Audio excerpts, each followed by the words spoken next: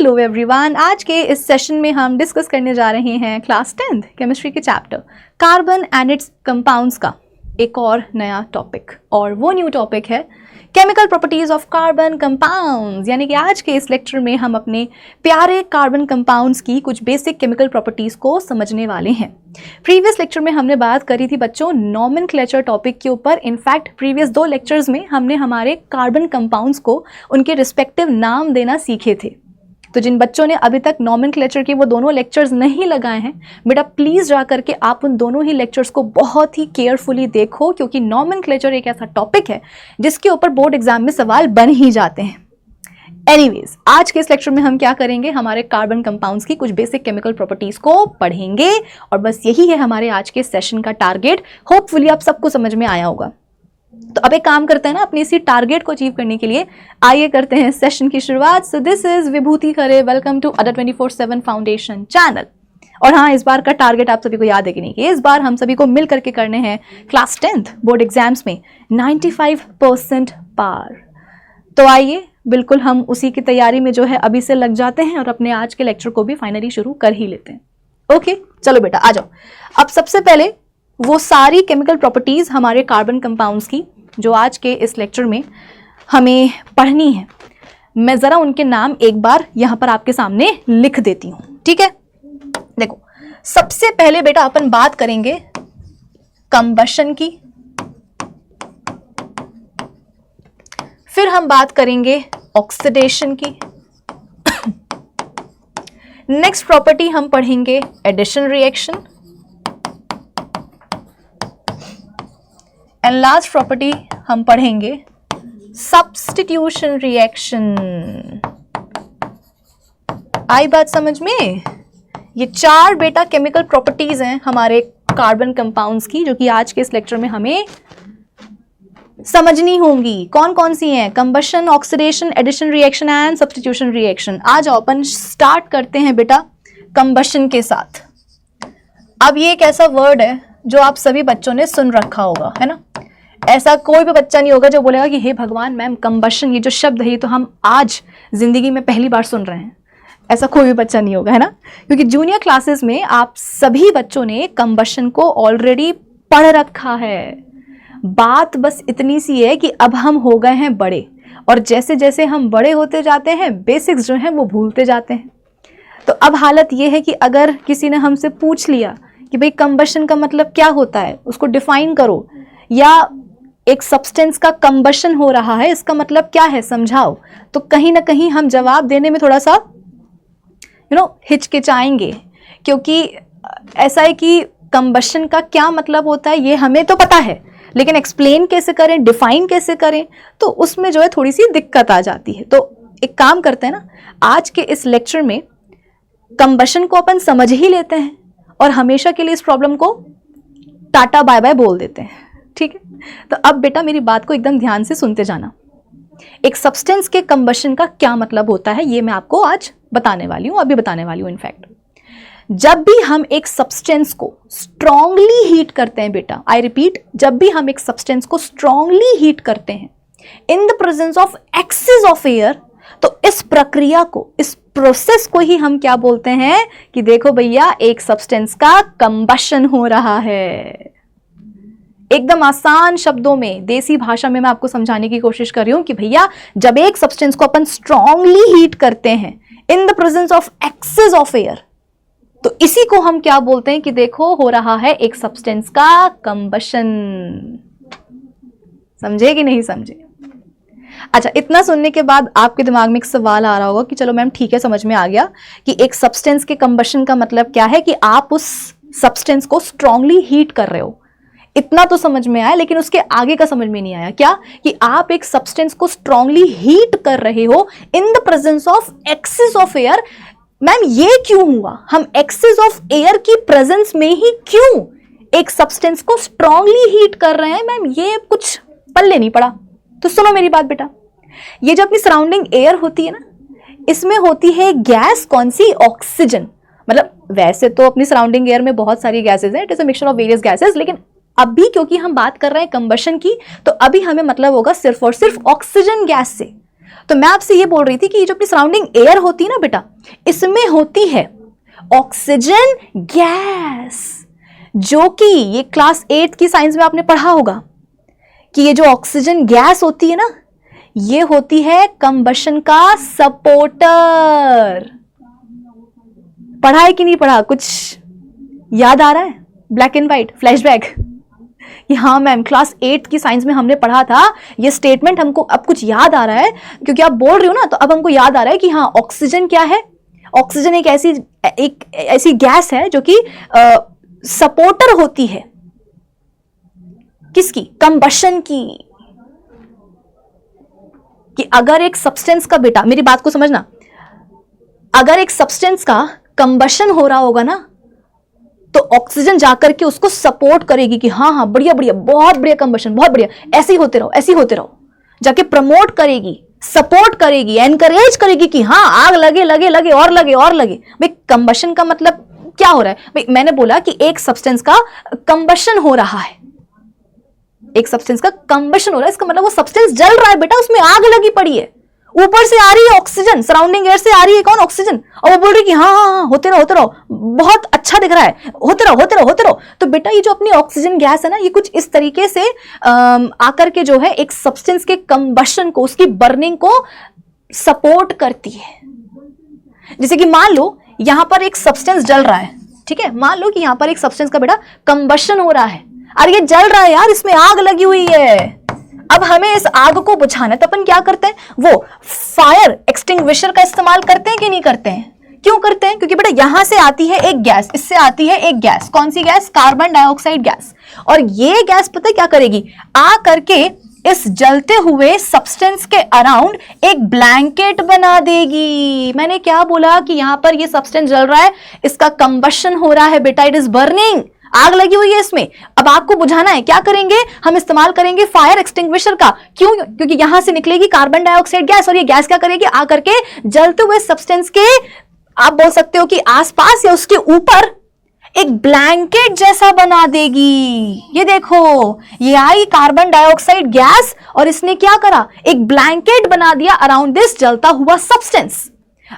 और कुछ ही देर के बाद आप ये नोटिस करोगे कि जहां ये ब्लैंकेट बना, उसके कुछ ही देर बाद आप ये नोटिस करोगे कि भैया ये जो जल रहा है ना सब्सटेंस, ये जो भाई साहब जल रहे थे ना, अरे इन्होंने जलना बंद कर दिया, बर्निंग रुक गई, कंबशन रुक गया।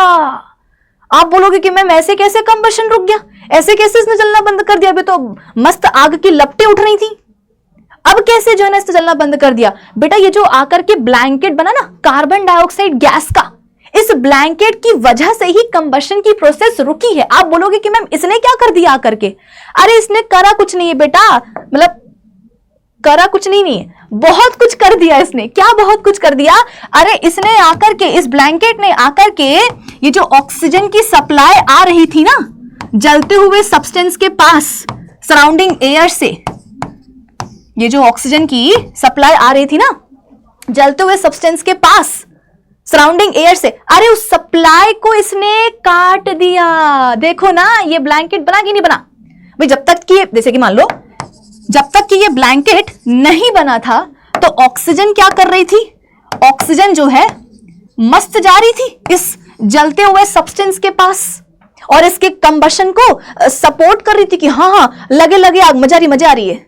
लेकिन फिर क्या हुआ? ये ब्लैंकेट बन गया, ये ऐसा ब्लैंकेट बन गया। तो अब ये जो सराउंडिंग एयर की बेटा ऑक्सीजन जो है ना, ये पहुंच नहीं पा रही है जलते हुए सब्सटेंस के पास। तो ये जो जलता हुआ सब्सटेंस है, इसने भी अपना कॉन्फिडेंस छोड़ दिया कि हे भगवान, भाई कहने को तो ये जो सब्सटेंस है इसका कंबशन हो ही रहा था, लेकिन जहां इसने देखा कि यार जो मेरे कंबशन की सपोर्टर है ऑक्सीजन, वो तो मेरे पास आ ही नहीं पा रही है, तो भैया इसके बिना तो मुझसे नहीं होने वाला। ये डिसाइड करता है कि भैया बिना ऑक्सीजन के, बिना मेरे कंबशन के सपोर्टर के मुझसे कुछ नहीं होने वाला। इसका मतलब मैं तो करता हूं गिव अप, इसका मतलब मैं तो अपने कंबशन को वहीं के वहीं रोक देता हूं। और लिटरली बेटा ऐसे हुआ, इस सब्सटेंस का जो कंबशन था, जो कंबशन हो रहा था, वो रुक गया। अब इसने जलना बंद कर दिया, यानी कि आग बुझ गई। तो जब तक ऑक्सीजन पहुंच रही थी जलते हुए सब्सटेंस के पास, वो जल रहा था, उसका कंबशन हो रहा था। और जहां ऑक्सीजन की सप्लाई का बेटा कट ऑफ हुआ, ऑक्सीजन की सप्लाई पहुंचना बंद हुई जलते हुए सब्सटेंस के पास तक, बस कंबशन वहीं के वहीं रुक गया। जलन नहीं, मतलब जो जल रहा था, जो बर्निंग हो रही थी उसकी, वो बेटा वहीं के वहीं रुक गई, यानी कि आग बुझ गई। तो अब आपको समझ में आए कि किस हद तक ऑक्सीजन क्या करती है, कंबशन को सपोर्ट करती है। ठीक है, चलो, तो टोटल हमें यह समझ में आ गया कि भाई कंबशन का क्या मतलब होता है। ठीक है, अब आपके दिमाग में एक सवाल आ रहा होगा कि मैम ये प्रॉपर्टी हम पढ़ ही क्यों रहे हैं, ये प्रॉपर्टी आज हम पढ़ ही क्यों रहे हैं, मतलब आज के इस लेक्चर में हमें क्या करना है, हमें कार्बन कंपाउंड्स के कंबशन को पढ़ना है। अरे बाप रे, कार्बन कंपाउंड्स के कंबशन का मतलब क्या है कि हम अपने कार्बन कंपाउंड्स को जला देंगे। कंबशन का मतलब तो यही हो ना कि जला देना, बर्निंग। तो हम आज के लेक्चर में अपने कार्बन कंपाउंड्स के कंबशन को पढ़ेंगे, यानी कि हम अपने कार्बन कंपाउंड्स को जला देंगे और जलाने के बाद उनको पढ़ेंगे। ये क्यों भैया? वो इसलिए बेटा क्योंकि जो अधिकतर हम फ्यूल्स इस्तेमाल करते हैं, जैसे कि कोयला हो गया, लकड़ी हो गई, एलपीजी, नेचुरल गैस, ठीक है, केरोसिन, पेट्रोल, डीजल, तो अधिकतर जो हम फ्यूल्स इस्तेमाल करते हैं बेटा, उन फ्यूल्स में क्या होता है? अरे कार्बन ही तो होता है और उसके कंपाउंड्स ही तो होते हैं। अधिकतर जो हम फ्यूल्स इस्तेमाल करते हैं, जैसे कि अभी मैंने आपको एग्जांपल दिए, एलपीजी हो गया, सीएनजी हो गया, कोयला हो गया, लकड़ी हो गई, पेट्रोल हो गया, डीजल हो गया, केरोसिन हो गया, जितने भी फ्यूल्स होते हैं बेटा अपने, ये सब किसके बने होते हैं? कार्बन और उनके कंपाउंड्स के बने होते हैं। और हम फ्यूल्स का इस्तेमाल क्यों करते हैं? ताकि उनसे हमें एनर्जी मिले और फिर उस एनर्जी को हम क्या करें? इस्तेमाल करें, है ना। फ्यूल्स का इस्तेमाल हम उनकी एनर्जी के लिए करते हैं। अब तुम बेटा खुद बताओ कि फ्यूल्स से एनर्जी तुम्हें कब मिलेगी? जब वो फ्यूल्स जलेंगे, जब उनकी बर्निंग होगी, जब उनका कंबशन होगा। तो जब हमारे फ्यूल्स का कंबशन होता है तभी हमें मिलती है क्या? उनसे एनर्जी। और उसी एनर्जी का हम क्या करते हैं बेटा? इस्तेमाल करते हैं, उसी एनर्जी को हम यूटिलाइज करते हैं।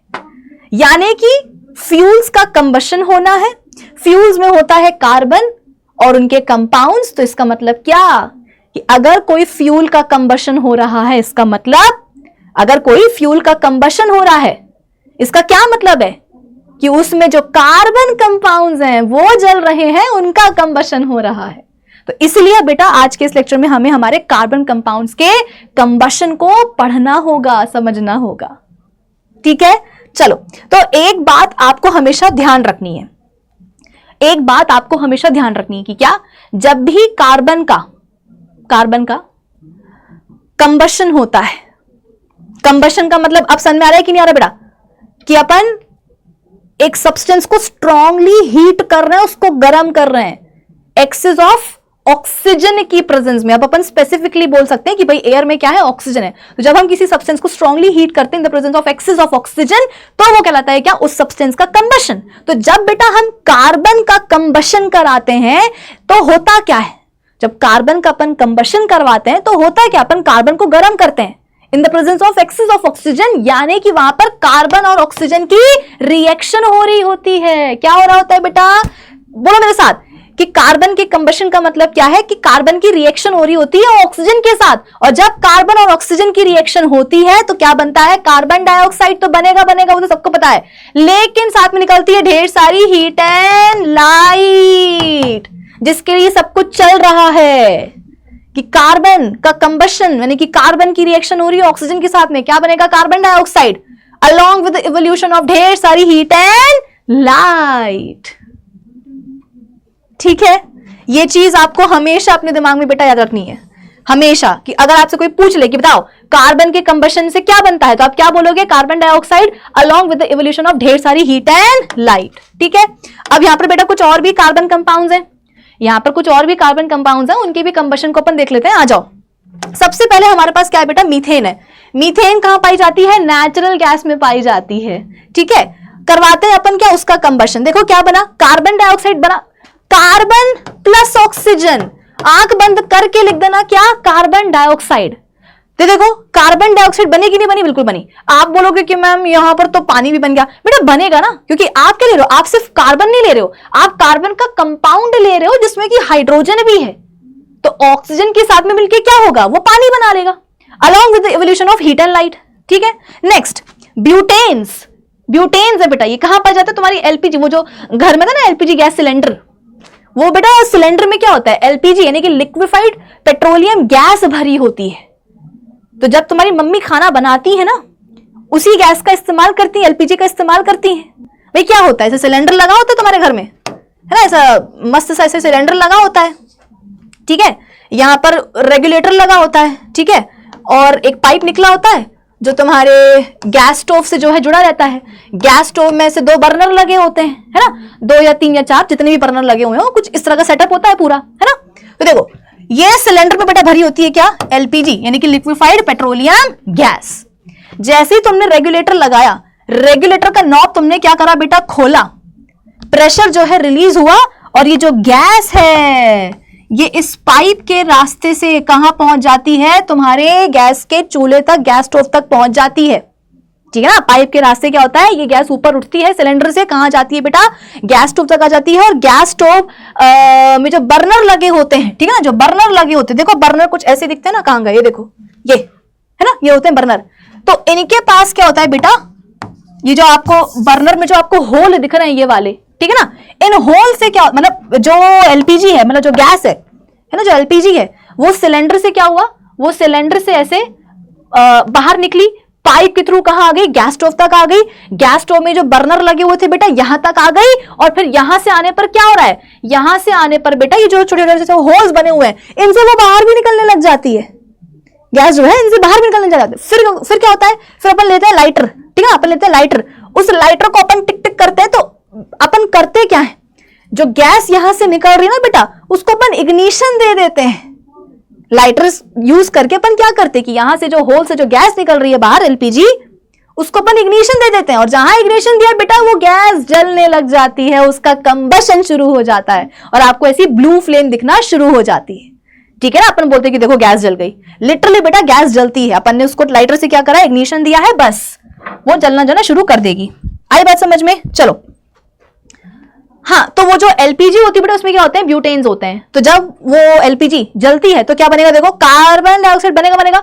अब क्योंकि ब्यूटेन्स में बेटा हाइड्रोजन भी है तो पानी भी बनेगा, along with the evolution of heat and light. उसी बेटा हीट एनर्जी का तो इस्तेमाल करते हैं अपन, जिससे कि अपना खाना बनता है, कुक होता है, राइट। चलो, इसके बाद में इथेनॉल है, उसको भी हमने जला दिया, तो क्या बन गया, कार्बन डाइऑक्साइड, पानी, और निकली क्या, हीट एंड लाइट। इतना पल्ले पड़ गया कि कार्बन जलेगा तो कार्बन डाइऑक्साइड और हीट और लाइट निकलेगी। कार्बन के जो कंपाउंड्स जैसे कि मीथेन हो गया, ब्यूटेन्स हो गया, इथेनॉल हो गया, जब इनका कंबशन होगा तो कार्बन डाइऑक्साइड के साथ साथ पानी भी बनेगा और ढेर सारी हीट एंड लाइट निकलेगी। ठीक है, चलो। अब बेटा जो अपने सैचुरेटेड हाइड्रोकार्बन्स होते हैं, यानी कि वो हाइड्रोकार्बन जिनमें कि कार्बन कार्बन एटम्स के बीच में क्या होते हैं, सिंगल कोवेलेंट बॉन्ड होते हैं बेटा, जब उनका कंबशन होता है तो हमको ऐसी ब्लू फ्लेम, देखो फ्लेम जो होती है बेटा वो 2 तरह की होती है, एक होती है ब्लू फ्लेम और एक होती है येलो फ्लेम। मोमबत्ती जलाओगे येलो फ्लेम बनेगी, गैस जलाओगे, ठीक है ना, तो आपको ब्लू फ्लेम मिलेगी। आप बोलोगे कि मैम इनमें क्या फर्क है, देखो पहली बात तो जो ब्लू फ्लेम होती है बेटा ये नॉन ल्यूमिनस होती है, नॉन ल्यूमिनस होती है, मतलब कि इससे आपको ज्यादा रोशनी नहीं मिलेगी। येलो फ्लेम जो होती है ये ल्यूमिनस फ्लेम होती है, यानी कि इससे आपको रोशनी मिलती है। जब कभी घर में लाइट जाती है तो अपन गैस, जो एलपीजी जो गैस है बेटा वो नहीं जलाते हैं, अपन क्या जलाते हैं, मोमबत्ती जलाते हैं। क्यों, क्योंकि मोमबत्ती से आती, कैंडल से आती है क्या, येलो फ्लेम, और येलो फ्लेम से क्या होता है, वो ल्यूमिनस फ्लेम होती है, उससे रोशनी फैलती है। अगर तुमने एक कमरे में एक मोमबत्ती लगा दी है तो उस कमरे में रोशनी हो जाएगी। तुम ये नहीं कि लाइट चली गई तो क्या करेंगे, उठा करके गैस स्टोव जला देंगे, एलपीजी जलाएंगे, नहीं। एलपीजी जलाने से भी बेटा फ्लेम बनेगी, बट वो ब्लू फ्लेम बनेगी, वो नॉन ल्यूमिनस होती है, उससे रोशनी आता नहीं फैलती है। ठीक है, आप बोलोगे कि मैम बस इतना डिफरेंस होता है क्या, नहीं और भी डिफरेंस होता है, ये बेसिक डिफरेंस है।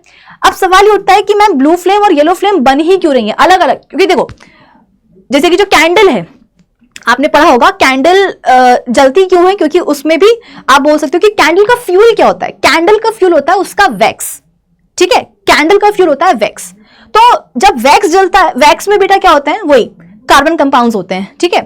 तो जब वैक्स जलती है जिसमें कि कार्बन कंपाउंड्स हैं तो येलो फ्लेम मिलेगी, और ये जो अपनी एलपीजी है भाई इसमें भी तो कार्बन कंपाउंड्स ही हैं, और जब ये जलती तो ब्लू फ्लेम मिलेगी। ऐसा मतलब भेदभाव क्यों? क्योंकि बेटा जो कार्बन कंपाउंड्स प्रेजेंट हैं वैक्स में और एलपीजी में ये अलग अलग है, अलग अलग है। इसके कारण क्या होता है, फ्लेम भी तुमको अलग अलग कलर की मिल रही है। क्या मतलब हुआ? देखो, जो अपने सैचुरेटेड हाइड्रोकार्बन्स होते हैं, जो अपने सैचुरेटेड हाइड्रोकार्बन्स होते हैं, जैसे कि नेचुरल गैस हो गई, ब्यूटेन्स हो गए, एलपीजी वगैरह, ठीक है ना, मतलब methane in natural gas and butanes in LPG.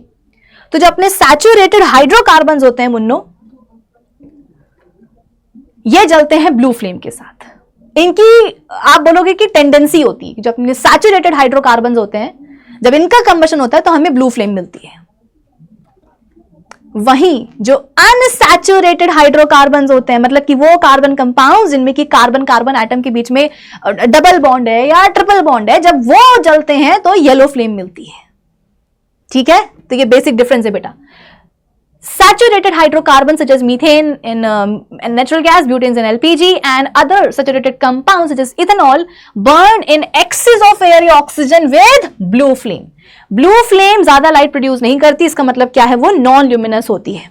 Whereas unsaturated hydrocarbons जैसे कि benzene, ethyne, ethene, naphthalene etcetera, ये सब क्या होते हैं बेटा, येलो फ्लेम के साथ जलते हैं, प्लस धुआं भी निकलता है, ब्लैक स्मोक भी निकलता है। जैसे कि आप एक काम करो, आप एक टेस्ट ट्यूब लो, उसमें थोड़ी सी जो आपके घर में नैफ्थलीन बॉल नहीं आती जो कपड़ों के बीच में मम्मी घुसा के रखती हैं, उन नैफ्थलीन बॉल्स को आप थोड़ा सा क्रश करो, उनका पाउडर बनाओ, और फिर इसके बाद में आप डालो उसको उस टेस्ट ट्यूब में, और फिर क्या करो, माचिस की हेल्प से आप जो है उन नैफ्थलीन बॉल्स का जो पाउडर है उसको आप जलाने की कोशिश करो।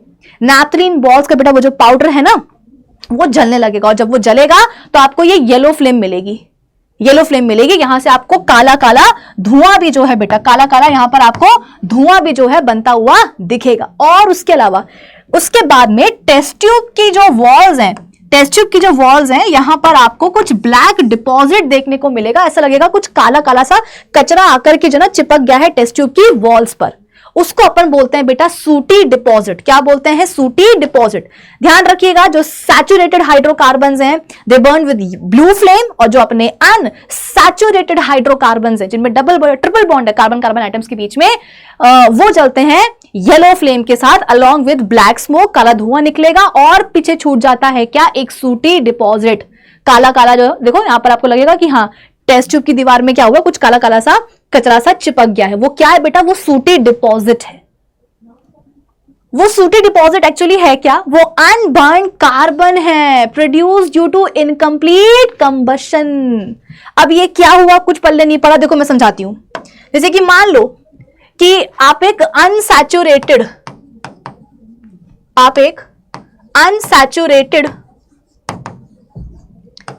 कार्बन कंपाउंड जला रहे हो, ठीक है ना, आप एक अनसैचुरेटेड बेटा क्या कर रहे हो, कार्बन कंपाउंड जला रहे हो। मान लो कि उसमें कार्बन के 100 एटम्स थे, मुझे नहीं पता, पर हम पपन ने एक एग्जांपल लिया है कि हाँ भाई हम एक अनसैचुरेटेड कार्बन कंपाउंड का कंबशन करवा रहे हैं, उसमें कार्बन के कितने एटम्स थे, 100 एटम्स थे। 100 एटम्स को आपने क्या दिया बेटा, ऑक्सीजन दी, ठीक है, जिनमें से अब ऑक्सीजन के आने से क्या हुआ, 100 में से 80 कार्बन जो है बेटा उनका कंबशन हो गया और कार्बन डाइऑक्साइड गैस हमको मिल गई। लेकिन जो रिमेनिंग 20 कार्बन्स थे बेटा उनका कंबशन नहीं हो पाया। रिमेनिंग 20 आप बोल सकते हो कि कार्बन्स थे, उनका कंबशन नहीं हो पाया, मतलब वो नहीं जल पाए। ऐसा नहीं कि उनको ऑक्सीजन नहीं मिली थी बेटा, लेकिन कम मिली थी, ठीक है। ऐसा नहीं कि उनको हीट नहीं मिली थी, हीट भी मिली थी, और उस चक्कर में क्या हुआ, हीट के कारण क्या हुआ बेटा, वो आप बोल सकते हो कि गर्म भी हुए। मेरी बात को समझना बेटा, आप एक अनसैचुरेटेड हाइड्रोकार्बन कंपाउंड को जला रहे हो, मान लो कि उसमें कार्बन के 100 एटम्स थे, आपने ऑक्सीजन दे दी, ठीक है, तो हुआ क्या, 100 में से 80 कार्बन के एटम्स जल गए, आपको क्या मिल गई, कार्बन डाइऑक्साइड मिल गई। लेकिन जो 20 कार्बन के एटम्स थे वो नहीं जल पाए। क्यों नहीं जल पाए? ऑक्सीजन उनको मिली लेकिन कम मिली, ठीक है, उस चक्कर में हुआ क्या कि हीट तो उनको मिल ही रही थी, है ना, इन 20 कार्बन एटम्स को बेटा हीट तो मिल ही रही थी। इस हीट के कारण वो ग्लो करने लग गए बेटा, इस हीट के कारण ये ग्लो करने लग गए, और जहां ये ग्लो करे हमें मिल गई क्या, yellow flame. LPG, CNG, ethanol, इन सबको अपन आप बोल सकते हो कि जब इनका अपन कंबशन करवाते हैं तो ऐसा हमें येलो नहीं, हमें ब्लू फ्लेम मिलती है। येलो फ्लेम कैसे मिली समझ में आया कि ये जो 20 कार्बन के एटम्स रह गए, 100 में से जो 20 कार्बन के एटम्स रह गए जिनका कंबशन नहीं हो पाया, जो नहीं जल पाए, इनको अपन क्या बोलते हैं बेटा, अनबर्न कार्बन बोलते हैं। अनबर्न कार्बन मतलब जिनका कंबशन नहीं हो पाया, जो जल नहीं पाए, वो जो कार्बन एटम्स है बेटा वो हीट के कारण क्या होता है, ग्लो करने लग जाते हैं, और जहां वो ग्लो करे येलो फ्लेम हमें मिल जाती है। येलो फ्लेम कैसे मिली समझ में आया, अनबर्न कार्बन के ग्लो के कारण, ठीक है।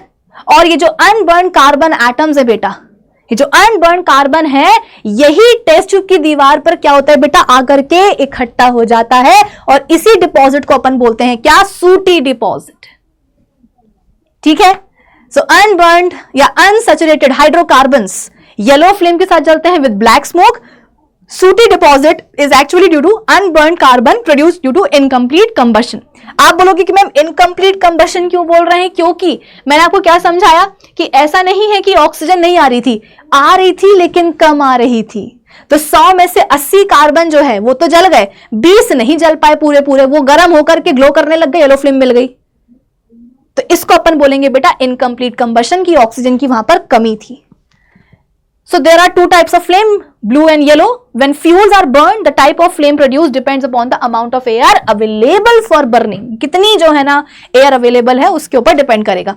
In fact, जो कभी कभी आपने देखा होगा, अगर आप किचन में जाते हो सिर्फ खाने के लिए नहीं, कुछ बनाने के लिए भी, तो भी जो है ना बेटा आपने नोटिस किया होगा कि मोस्ट ऑफ द केसेस में क्या होता है कि जो एलपीजी जो गैस है सिलेंडर में, वो ब्लू फ्लेम के साथ ही जलती है, क्योंकि उसमें क्या है बेटा, ब्यूटेन्स हैं and those are saturated hydrocarbons, तो वो ब्लू फ्लेम के साथ ही जलेगी, ठीक है ना। लेकिन कभी कभी क्या होता है कि आपको गैस स्टोव के बर्नर से भी ब्लू के साथ साथ along with blue yellow flame भी देखो आपको ऐसे निकलती हुई दिखती है, और मम्मी फिर अक्सर कंप्लेन करती है कि यार बर्तन जो है नीचे से काले काले हो रहे हैं। काले काले क्यों हो रहे हैं बेटा, ये सूटी डिपॉजिट है, सूटी डिपॉजिट है। आज के बाद मम्मी बोले कि बर्तन काले हो रहे, तो बोला मम्मी काले नहीं हो रहे हैं, वो सूटी डिपॉजिट है बर्तनों के ऊपर। वो सूटी डिपॉजिट किसकी है बेटा, अनबर्न्ड कार्बन की है। अनबर्न्ड कार्बन एटम्स हैं जो कि बर्तन के नीचे जाकर के इकट्ठा हो रहे हैं, तो वो काले काले हो रहे हैं बर्तन, दैट इज सूटी डिपॉजिट। अब आप बोलोगे कि मैम एलपीजी तो आपने बताया था कि क्या है, ब्यूटेन्स होते हैं, और ब्यूटेन्स क्या होते हैं, सैचुरेटेड हाइड्रोकार्बन्स जो ब्लू फ्लेम के साथ जलते हैं। बट ये येलो फ्लेम क्यों मिल रही है बेटा, येलो फ्लेम इसलिए मिल रही है क्योंकि माना कि यहां पर क्या है, ब्यूटेन्स के पास अब ब्यूटेन्स क्या है, सैचुरेटेड हाइड्रोकार्बन्स हैं, वहां पर कार्बन कार्बन एटम्स के बीच में सिंगल कोवलेंट बॉन्ड है, लेकिन इन कार्बन एटम्स को जलाने के लिए, इनके कंबशन के लिए जितनी ऑक्सीजन आनी चाहिए नहीं आ रही है, कम आ रही है। वही वाली बात हो गई कि मान लो कि 100 कार्बन के एटम्स है, 100 में से 90 कार्बन के एटम्स क्या हो रहे हैं बेटा, जल रहे हैं, 10 कार्बन के एटम्स जल ही नहीं पा रहे हैं क्योंकि उतनी इनफ ऑक्सीजन नहीं आ रही है, ठीक है ना, इनफ ऑक्सीजन वहां पर नहीं आ पा रही है। तो 10 कार्बन के एटम्स जल ही नहीं पा रहे हैं, वो बस गर्म हो जाएंगे, गर्म होंगे तो ग्लो करेंगे, येलो फ्लेम मिल जाएगी, और वही अनबर्न्ड कार्बन एटम्स बर्तन के नीचे जाके चिपकेंगे तो क्या बन जाएगी, सूटी डिपॉजिट बन जाएगी। तो अब क्या करें, अब क्या करें, तो बेटा होता यह है कि फिर बुलाया जाता है, ठीक है, किसी को, मैकेनिक को, टेक्नीशियन को, वो क्या करता है आकर के बर्नर में बेटा ये जो होल्स लगे होते हैं, बर्नर में ये जो होल्स लगे होते हैं वो उनको जाकर के क्लीन करता है, क्योंकि इन होल्स से बेटा, बर्नर में ना होल्स होते हैं, उन्हीं होल्स से सराउंडिंग एयर की जो ऑक्सीजन है, सराउंडिंग एयर की जो ऑक्सीजन है ना बेटा, वो ऑक्सीजन इन होल्स के थ्रू कहां पहुंचती है, ये एलपीजी गैस तक पहुंचती है। भाई गैस में जो सैचुरेटेड हाइड्रोकार्बन्स हैं उनको जलाना है ना, उनको क्या बोलते हैं, उनकी बर्निंग होनी है, तो ऑक्सीजन चाहिए। तो जो बर्नर में होल्स लगे होते हैं बेटा, उन होल्स के थ्रू जो सराउंडिंग एयर की ऑक्सीजन है वो पहुंचती है गैस तक। गैस तक पहुंचती है, ठीक है ना। और जहां गैस के हाइड्रोकार्बन को मिली ऑक्सीजन, उनका कंबशन शुरू होता है, ब्लू फ्लेम आपको दिख जाती है, गैस जलती हुई दिख जाती है आपको। लेकिन वही दिक्कत की बात है कि होल्स क्या है बेटा, क्लॉग हो गए हैं, छेदों में कचरा भर गया है, जिसके कारण सफिशिएंट ऑक्सीजन जितनी जानी चाहिए गैस तक नहीं पहुंच पा रही है।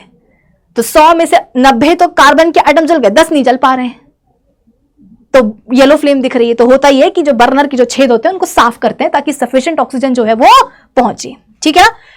If you see that the bottoms of the vessels are getting blackened, it means that air holes are blocked and the fuel is getting waste, कि फ्यूल वेस्ट हो रहा है, पूरा अच्छी तरीके से वो जल नहीं पा रहा है। लाइक गैस स्टोव्स, अपने केमिस्ट्री में जो लेबोरेटरीज होती है बेटा, वहां पर अपन बंसन बर्नर्स का इस्तेमाल करते हैं। देखो जो ऐसे दिखते हैं, ये बर्नर्स आपने अपनी केमिस्ट्री लैब में देखोगे बेटा, इनको अपन बंसन बर्नर्स बोलते हैं, ठीक है ना। When the holes are open, holes अगर ओपन होते हैं तो सफिशिएंट आप बोल सकते हो कि ऑक्सीजन गैस पहुंचती है, तो फ्लेम जो है हमें ब्लू दिखती है। If on the other hand holes are closed, enough supply of air जो है ना नहीं पहुंच पाती है, तो गैस जो है वो इनकम्प्लीटली जलती है, जिसके कारण येलो सूटी फ्लेम हमें देखने को मिलती है।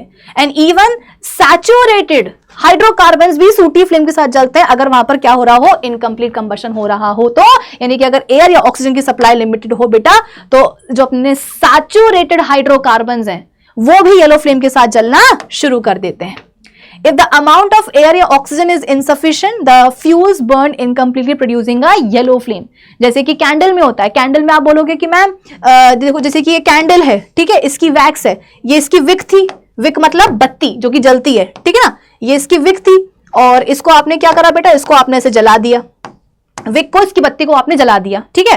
अब क्या होगा, ये जो फ्लेम आ रही है बेटा, जो आपने जलाया इसकी बत्ती को, हीट आएगी वहां से, हीट, उस हीट से क्या होगा, उस हीट से आप देखोगे कि जो कैंडल की वैक्स है वो पिघल रही है बेटा। अगर कैंडल जलाते हैं अपन तो उसकी वैक्स पिघलती है ना, तो वही जो बेटा वैक्स मेल्ट हो रही है, पिघल रही है, वो पिघली हुई वैक्स क्या करेगी, पिघली हुई वैक्स इस बत्ती के हेल्प से ऊपर जाएगी ना, कैपिलरी एक्शन के थ्रू वैक्स जो है बेटा कुछ इस तरीके से ऐसे ऊपर आएगी, और ऊपर आग तो लगी हुई है ना, तो ये जो वैक्स है बेटा ये आग करके जलने लग जाएगी।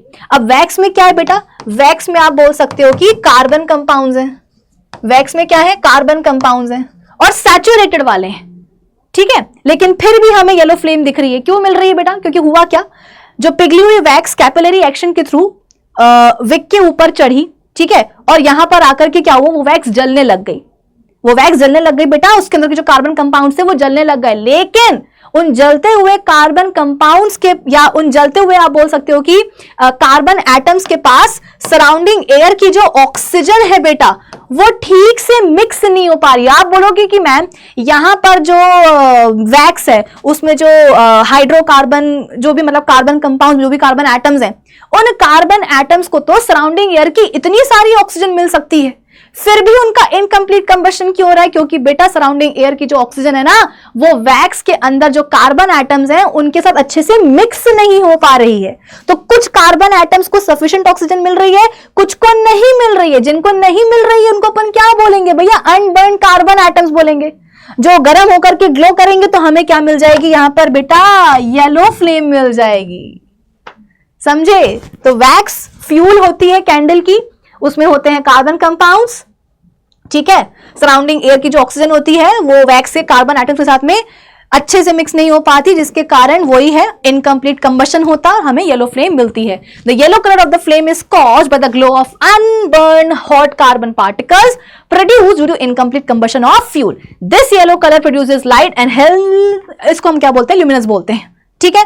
Now it is interesting to note that the when wax is in the form of candle is lighted, it burns with a yellow flame, even though wax contains saturated hydrocarbons containing 18 to 20 carbon atoms. मैंने पहले ही कहा था कि candle में जो wax होती है बेटा उसमें कार्बन कंपाउंड्स होते हैं, वो भी कैसे वाले, सैचुरेटेड वाले। तो इनको तो ब्लू फ्लेम के साथ ही जलना था, लेकिन वही दिक्कत की बात हुई कि जो भी कार्बन एटम्स थे उनके पास इनफ ऑक्सीजन नहीं पहुंची, तो कुछ जले कुछ नहीं जले, जो नहीं जले वो गर्म हुए, वो ग्लो करने लग गए, तो हमें येलो फ्लेम मिल गई।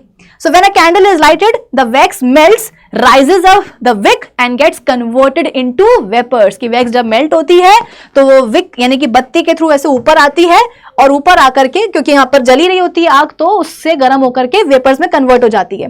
Since in a candle there is no proper mixing of oxygen of air, air की जो ऑक्सीजन है उसकी प्रॉपर मिक्सिंग नहीं हो पाती है वेपर्स के साथ, वैक्स वेपर्स के साथ, जिसके कारण वैक्स वेपर्स जो होते हैं बेटा वो येलो फ्लेम के साथ जलते हैं due to incomplete combustion even in the presence of sufficient supply of oxygen. की यहां आप ये नहीं बोलोगे कि मैम ऑक्सीजन की सफिशिएंट सप्लाई नहीं है, ऑक्सीजन यहां पर बेटा भर भर के है, लेकिन वो जो ऑक्सीजन है वो ठीक से वैक्स वेपर्स या जो उसके कार्बन एटम्स हैं उनके साथ में मिक्स नहीं हो पा रही है। ठीक है, चलो। Furthermore, incomplete combustion of wax in a candle produces a small unburned carbon particles. These unburned carbon particles rise in the flame, gets heated and impart yellow color to the flame and ultimately leave the candle flame as soot and smoke. ठीक है, चलो। अब इसके बाद में आपकी NCERT book में एक और चीज दी हुई है बेटा कि कुछ सब्सटेंसेस जो होते हैं वो फ्लेम के साथ जलते हैं, कुछ ऐसे होते हैं जो विदाउट फ्लेम जलते हैं। जैसे कि अगर आप क्या ले लो, अगर आप कोई फ्यूल, गैशियस फ्यूल ले लो, जैसे कि पेट्रोल से कई बार आग लग जाती है, ठीक है ना, और एलपीजी तो अपन अपने घर में जलाते ही हैं, तो कुछ अपने गैशियस फ्यूल्स ले लो बेटा। कुछ लिक्विड फ्यूल भी ले सकते हो, जैसे कि पेट्रोल हो गया, केरोसिन हो गया, ठीक है। गैशियस में आप एलपीजी ले सकते हो, नेचुरल गैस ले सकते हो। तो जब आप इनको जलाते हो तो आग की लपटें उठती ना, फ्लेम का मतलब क्या, आग की लपटें उठती हैं। वही अगर आप कोयला ले लो, तो कोयला बेटा बिना फ्लेम के जलता है, आपको कोयले से कभी आग की लपटें उठती हुई नहीं दिखेंगी। इनफैक्ट जो लकड़ी होती है, लकड़ी को जब आप इनिशियली जलाते हो तो आपको आग की लपटें दिखेंगी, बाद में कुछ देर के बाद में वो आग की लपटें उठना भी बंद हो जाती है, लकड़ी अपने आप ग्लो करती रहती है और जलती रहती है। तो ऐसा क्योंकि कुछ सब्सटेंसेस को जलाते हैं तो लपटें उठती हैं, फ्लेम उठती है, और कुछ सब्सटेंसेस बिना आग की लपटों के, बिना फ्लेम के जलते हैं। तो बेटा इसका रीजन होता है ये कि वो जितने भी हमारे गैशियस फ्यूल्स हैं जो अपने गैशियस स्टेट में होते हैं, जैसे कि नेचुरल गैस हो गया, लिक्विफाइड पेट्रोलियम गैस हो गई, या वो लिक्विड फ्यूल्स जो हीट करने पर अपने वेपर्स में कन्वर्ट हो जाते हैं, अपने गैशियस स्टेट में कन्वर्ट हो जाते हैं, जब वो जलते हैं बेटा, जब उनका कंबशन होता है तो आपको मिलती है क्या, आग की लपटें यानी कि फ्लेम। एक बार रिपीट करती हूं कि वो गैशियस फ्यूल्स जैसे कि एलपीजी, सीएनजी, या वो लिक्विड फ्यूल्स जो हीट करने पर अपने गैशियस स्टेट में जाते हैं, अपने वेपर्स में कन्वर्ट हो जाते हैं, जब उनका कंबशन होता है तो हमें आग की लपटें मिलती हैं, फ्लेम्स मिलती है, जैसे कि नेचुरल गैस हो गई, एलपीजी हो गई, ठीक है। Besides this some solid fuels जैसे कि वैक्स, वो भी गर्म होने पर अपने वेपर्स में कन्वर्ट हो जाती है।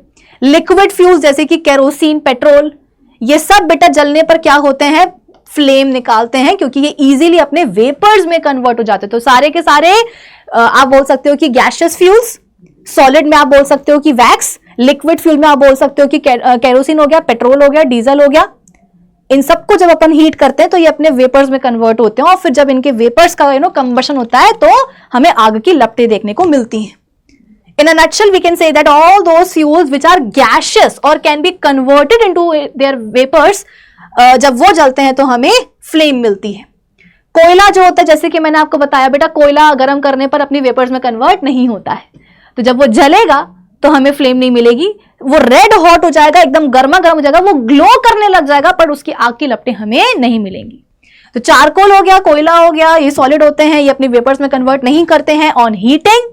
भाई या तो ऑलरेडी कोई फ्यूल अपने गैसियस स्टेट में हो, जैसे कि एलपीजी हो गया, नेचुरल गैस हो गई, या फिर फ्यूल जिसको कि गर्म करने पर वो अपने वेपर्स में, अपने गैसियस स्टेट में कन्वर्ट हो जाए, जैसे कि पेट्रोल है, डीजल है, केरोसिन है, गर्म करने पर ही अपने वेपर्स में कन्वर्ट हो जाते हैं। कैंडल की जो वैक्स है वो भी गर्म करने पर अपने वेपर्स में कन्वर्ट हो जाती है। तो वो वेपर्स जब जलती हैं फ्यूल्स की तो हमें फ्लेम मिलती है। और अगर कोई फ्यूल ऐसा जो अपने वेपर्स में कन्वर्ट हो ही नहीं रहा है तो हमें आग की लपटें नहीं मिलेगी, हमें फ्लेम नहीं मिलेगी, जैसे कि कोयला हो गया, चारकोल हो गया, ठीक है। इनफैक्ट लकड़ी एंड चारकोल के लिए अपन बोलते हैं कि कुछ टाइम, मतलब जब अपन शुरुआत में लकड़ी या चारकोल को जलाते हैं तो शुरुआत में हमें आग की लपटें मिलेंगी, फ्लेम देखने को मिलेगी, लेकिन उसके बाद में वो फ्लेम निकलना बंद हो जाएगी। ऐसा क्यों? क्योंकि लकड़ी और चारकोल में आप बोल सकते हो कि कुछ वॉलेटाइल सब्सटेंसेस होते हैं। वॉलेटाइल का मतलब क्या है? जो वेपर्स में कन्वर्ट हो जाए, है ना, वो सब्सटेंस जो अपने सॉलिड या लिक्विड स्टेट से वेपर में कन्वर्ट हो जाए, उसको अपन बोलेंगे क्या, वोलेटाइल सब्सटेंस। तो क्योंकि आप बोल सकते हो कि जो वो है, what do you call it, जो अपनी लकड़ी है और जो अपना चारकोल है, ठीक है, जो अपनी लकड़ी है, जो अपना चारकोल है, उसमें होते हैं कुछ वोलेटाइल सब्सटेंसेस। तो जैसे अपन लकड़ी या चारकोल को जलाना शुरू करते हैं ना बेटा इनिशियली, तो वो जो वोलेटाइल सब्सटेंसेस होते हैं बेटा, वो वेपर्स में कन्वर्ट हो जाते हैं, और वेपर्स में जहां वो कन्वर्ट हुए, जब वो जले तो फ्लेम, हमें आग की लपटें जो है ना मिलने लग जाती हैं। लेकिन जहां वो वोलेटाइल सब्सटेंसेस उड़ गए, फिर आग की लपटें मिलना बंद हो जाएंगी, ठीक है। So when wood and charcoal is ignited, these volatile substances vaporise and burn with a flame in the beginning. कि वो जो वोलेटाइल सब्सटेंसेस हैं वो वेपर्स में कन्वर्ट हुए और फिर कन्वर्ट होकर के जलने लग गए, जिससे हमें क्या हुआ, फ्लेम मिली। When all the volatile substances present in the wood या charcoal are burned, जब वो सारे के सारे volatile substances जल के खाक हो जाते हैं, तो फिर जो रिमेनिंग लकड़ी या जो चारकोल है वो बस ग्लो करने लगता है, रेड ग्लो देखने को मिलेगा आपको, प्रोड्यूसिंग लॉट्स ऑफ हीट, लेकिन हाँ फ्लेम नहीं मिलेगी, फ्लेम नहीं मिलेगी, ठीक है। चलो, तो बेटा यहां पर क्या हुआ है, अपना जो कंबशन है, कंबशन जो पूरी प्रॉपर्टी है वो होती है अपनी फिनिश। तो आ जाओ, अब अपन बात करते हैं नेक्स्ट प्रॉपर्टी के ऊपर, एंड दैट इज ऑक्सीडेशन। बेटा ऑक्सीडेशन तो एक ऐसी चीज है जो अपन ने क्लास 10th केमिस्ट्री के पहले ही चैप्टर में पढ़ ली थी, chemical reactions and equations chapter में रिडॉक्स रिएक्शंस पढ़ी थी, वहां पर अपन ने बात करी थी ऑक्सीडेशन की। क्या होता है ऑक्सीडेशन, बहुत आसान है, कि अगर किसी सब्सटेंस के ऊपर आकर के ऑक्सीजन चिपक जाए, या फिर आप ऐसे भी बोल सकते हो कि अगर किसी सब्सटेंस के ऊपर ऑक्सीजन का एडिशन हो जाए, तो उसे अपन क्या बोलेंगे कि भैया वहां पर हुई है ऑक्सीडेशन की प्रोसेस। कुछ याद आ रहा है फर्स्ट चैप्टर का कि नहीं आ रहा है बेटा, आ रहा होगा, पढ़ा हुआ है आपने, सबने पढ़ा हुआ है कि अगर किसी चीज के ऊपर आकर के ऑक्सीजन चिपक जाए, या अगर किसी चीज के ऊपर ऑक्सीजन का एडिशन हो जाए, तो उसी को अपन क्या बोलेंगे कि सब्सटेंस ऑक्सीडाइज हो गया है, यानी कि वहां पर हो गई ऑक्सीडेशन की रिएक्शन। इनफैक्ट जो अभी अभी अपन पहली प्रॉपर्टी पढ़ के आए ना कंबशन की, बेटा वो कंबशन क्या है, कंबशन कंप्लीट ऑक्सीडेशन ही तो है। देखो यहां पे लिखा भी होगा, ये देखो कंबशन क्या है, कंबशन का मतलब ही होता है किसी चीज का, किसी सब्सटेंस का कंप्लीट ऑक्सीडेशन। कंप्लीटली वो सब्सटेंस क्या हो गया है बेटा, ऑक्सीडाइज हो गया है। एग्जाम्पल मैं आपको देती हूं, बहुत जल्दी आपको समझ में आएगा। आपके पास नेचुरल गैस है, ठीक है, आपने उसका कंबशन कर डाला, जला डाला, ठीक है, आपके पास नेचुरल गैस है बेटा। नेचुरल गैस में क्या होता है, मीथेन्स होते हैं, ठीक है, आपने उसको जला दिया, आपने उसका कंबशन करवा दिया, मतलब कि जो मीथेन्स हैं प्रेजेंट नेचुरल गैस में, उनकी रिएक्शन होगी ऑक्सीजन के साथ। तो क्या होगा, कार्बन डाइऑक्साइड बनेगा, पानी बनेगा, और निकलेगी ढेर सारी heat energy plus light energy. Yes और नो, यही तो अपन पढ़ के आए ना भाई। देखो ना, ऐसा नहीं अपन वापस भी ऊपर जा सकते हैं ये नहीं कि आगे बढ़ गए तो पीछे जा ही नहीं पाएंगे, बिल्कुल जा पाएंगे बेटा, तुम्हारे लिए तो कुछ भी कर सकते हैं हम। ये देखो, ये देखो, नेचुरल गैस में पाए जाते हैं मीथेन्स। आपने क्या करा, आपने नेचुरल गैस को ही उठा करके जला डाला, उसका आपने कंबशन करवा डाला।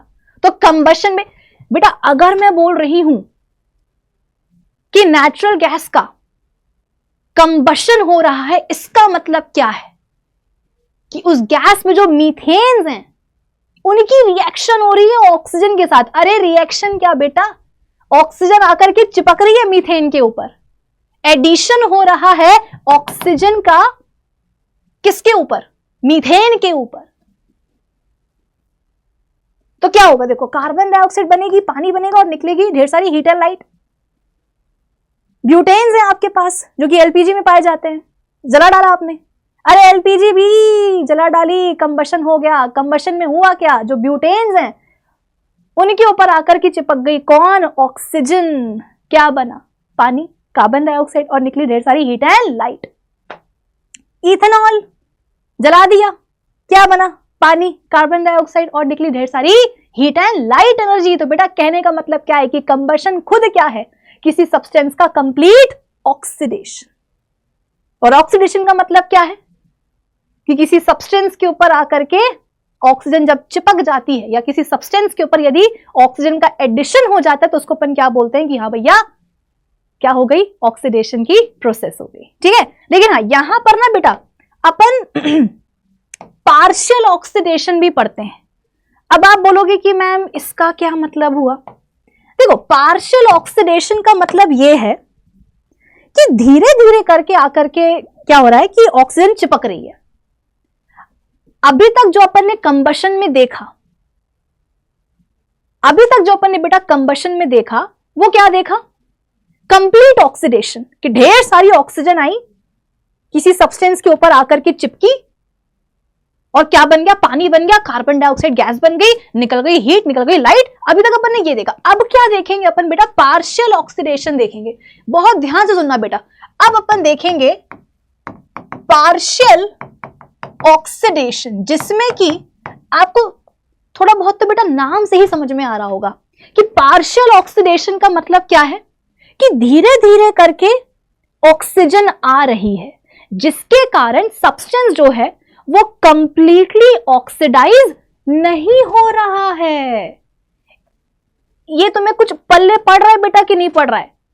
मैं एक बार फिर से बोलती हूं कि अभी तक जो अपन ने कंबशन में पढ़ा वो था कंप्लीट ऑक्सीडेशन, कि इतनी सारी ऑक्सीजन आई एक साथ आकर के चिपकी सब्सटेंस के ऊपर, रिएक्शन हुई सब्सटेंस और ऑक्सीजन के बीच में, कार्बन डाइऑक्साइड बन गई, पानी बन गया और ढेर सारी heat and light energy release हो गई। लेकिन अब हम बात करेंगे बेटा एक सब्सटेंस के पार्शियल ऑक्सीडेशन की।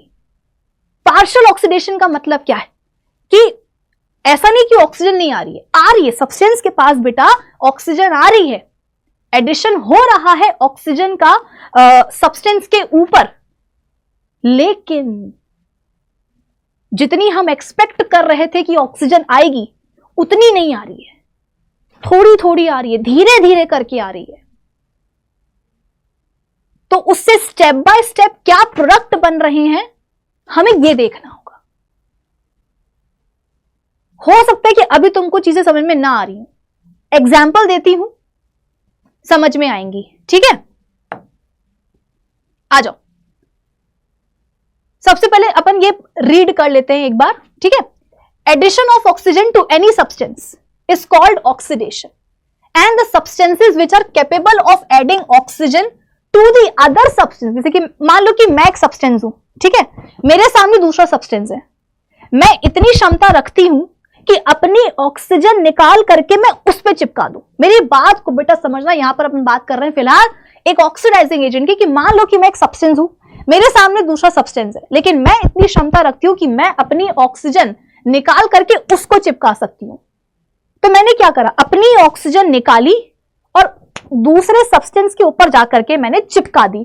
तो दूसरा सब्सटेंस जिसके ऊपर ऑक्सीजन चिपक गई है या चिपकी है, बेटा ये तो क्या हो गया? अरे ये तो हो गया ना ऑक्सीडाइज। हम बार बार बोल रहे हैं कि एडिशन ऑफ ऑक्सीजन ही क्या कहलाता है? ऑक्सीडेशन। तो मैंने अपनी ऑक्सीजन निकाल करके जो दूसरा वाला सब्सटेंस है उसके ऊपर जाके चिपका दी। तो इसके ऊपर क्या हुआ? इस सब्सटेंस के ऊपर बेटा ऑक्सीजन का एडिशन हुआ, तो ये तो हो गया ऑक्सीडाइज। लेकिन बदले में मैं क्या हो गई? अरे मैं तो रिड्यूस हो गई ना। क्यों? क्योंकि रिमूवल ऑफ ऑक्सीजन क्या कहलाता है? रिडक्शन कहलाता है कि नहीं कहलाता? तो मैंने सामने वाले को तो जाकर के ऑक्सीडाइज कर दिया, लेकिन बदले में मैं खुद रिड्यूस हो गई। तो मैं कौन हुई? मैं हुई एक ऑक्सीडाइजिंग एजेंट, कि सामने वाले को जाकर के मैंने ऑक्सीडाइज किया, लेकिन उस चक्कर में मैं खुद हो गई रिड्यूस। तो यहां पर यही बोल रहा है कि क्या? And the substances which are capable of adding oxygen to the other substances are called oxidising agent.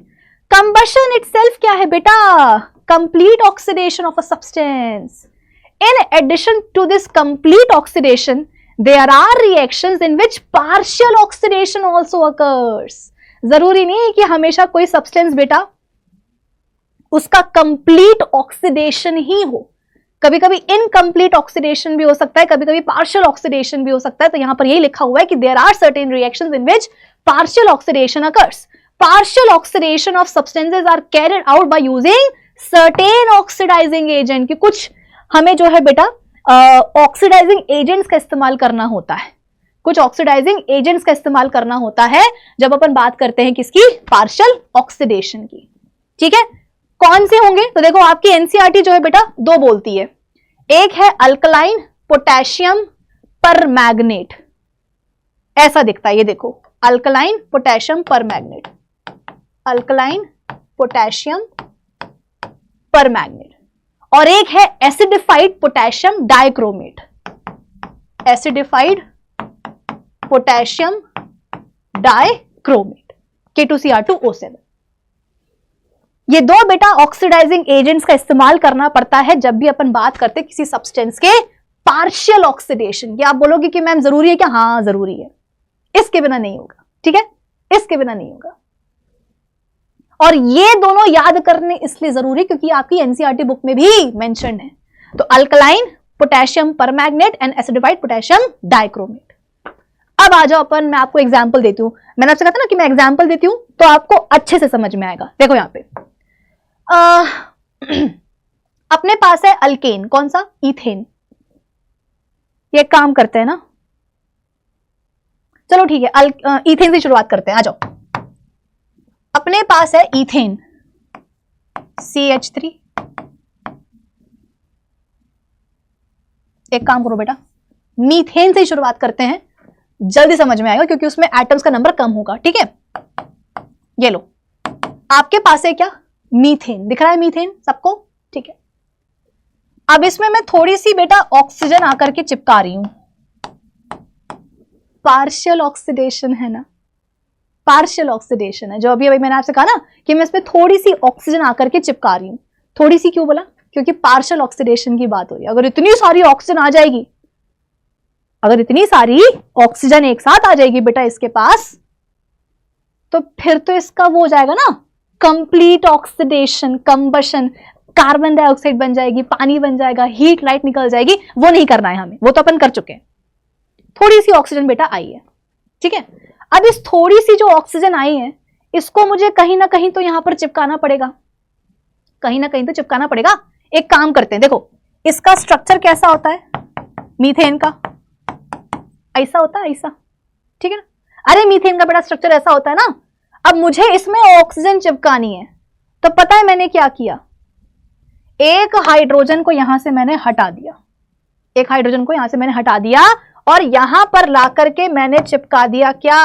OH group. भाई मुझे तो क्या करना था, मुझे तो थोड़ी बहुत जो ऑक्सीजन आई थी उसको चिपकाना था मीथेन के साथ। तो मैंने क्या किया? एक हाइड्रोजन एटम इसके स्ट्रक्चर से हटा दिया, इसके मॉलिक्यूल से, और उसकी जगह पे मैंने लाके चिपका दिया क्या? OH group. आप बोलोगे कि मैम ये तो OH ग्रुप है। हाँ तो क्या हुआ?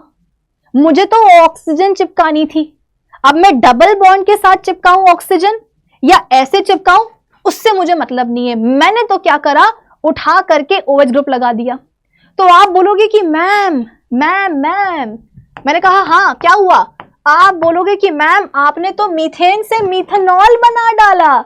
एग्जैक्टली थोड़ी सी जो ऑक्सीजन आई है बेटा उसको चिपकाने के लिए मैंने एक H हटाया और OH ग्रुप लगा दिया, तो मीथेन से क्या बन गया? मीथेनॉल बन गया। ठीक है, इसको अपन और क्या करते हैं बेटा? ऑक्सीडाइज करवाते हैं। आ जाओ, मजे आएगी। फर्स्ट चैप्टर में ऑक्सीडेशन के लिए अपन बोलते हैं कि हाँ addition of oxygen is oxidation, लेकिन हाइड्रोजन के लिए भी तो अपन बोलते हैं कि रिमूवल ऑफ हाइड्रोजन की। अगर किसी सब्सटेंस से हाइड्रोजन रिमूव हो जाए तो वो भी तो ऑक्सीडेशन ही कहलाता है ना। तो अब पता है क्या होगा बेटा? ये जो आपको मीथेनॉल दिख रहा है ना, मीथेनॉल, इससे निकलेगा हाइड्रोजन, वो भी एक नहीं दो दो। यहां से निकलेंगे बेटा दो हाइड्रोजन के एटम्स। पता है कैसे? यहां से एक ये निकलेगा हाइड्रोजन एटम और यहां पर तीन है, तो तीन में से एक निकल जाएगा क्या? हाइड्रोजन का एटम। यहां से निकलेगा एक हाइड्रोजन एटम और यहां से भी निकलेगा एक हाइड्रोजन एटम। आप बोलोगे कि मैम दो ये जो H एटम्स निकल रहे हैं ये क्या करेंगे? अरे बेटा यहां पर जो ऑक्सीजन आई है ना उसके साथ में मिलकर के बना लेंगे, लो बेटा पानी। आप बोलोगे कि मैम मीथेन से मीथेनॉल बनाया और क्या हुआ? दो हाइड्रोजन के एटम्स निकल गए, यानी कि रिमूवल ऑफ हाइड्रोजन एटम। मतलब क्या हुआ? अरे ऑक्सीडेशन हो गया ना यहां पर भी। तो ये क्यों सोचना कि भाई हमेशा जो है, अरे बेटा ये क्यों सोचना कि हमेशा अगर ऑक्सीजन आकर के चिपकेगी तभी उसको ऑक्सीडेशन बोलेंगे। अरे रिमूवल ऑफ हाइड्रोजन भी तो क्या है? ऑक्सीडेशन ही है ना।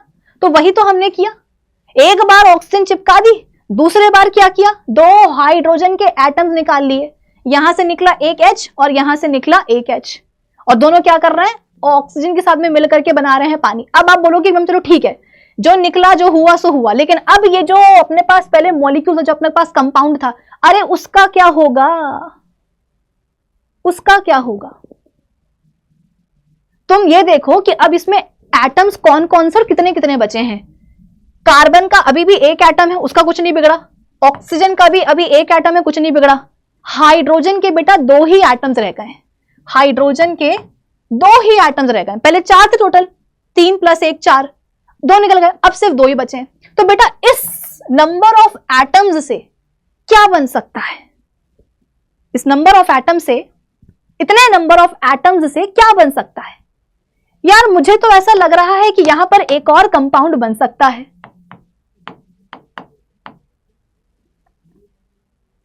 कुछ नहीं किया, बस एटम को थोड़ा सा रीअरेंज कर दिया बेटा।